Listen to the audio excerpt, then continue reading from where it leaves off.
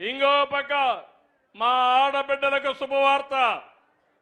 జిల్లాలో ఎక్కడ తిరగాలన్నా ఆగస్టు 15 తర్వాత ఫ్రీ బస్. ఒక్క రూపాయి కూడా అవసరం లేదు. ఇవన్నీ కూడా చేసి ఎక్కడికక్కడ సంపద పెంచుతూ ముందుకు పోవాలనుకుంటున్నాం. అందుకే కొత్తగా మీరు చూస్తే ఇంకా అనేక విధాలు తీసుకొచ్చాం.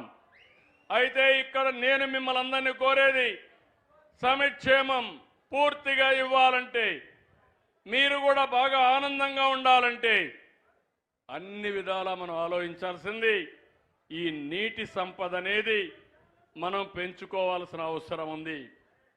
నేను కొత్త విధానం తీసుకొచ్చాను. సాగునీటి సంఘాలు నేనే తీసుకొచ్చాను. డాక్రా సంఘాలు నేనే పెట్టాను. విద్యా కమిటీలు నేనే తీసుకొచ్చాను. దానికి కారణం ఎవరైతే స్టేక్ హోల్డర్స్ ఉన్నారో వాళ్ళకే పెత్తనం ఇవ్వాలని మీ అందరికీ తీసుకొచ్చాం.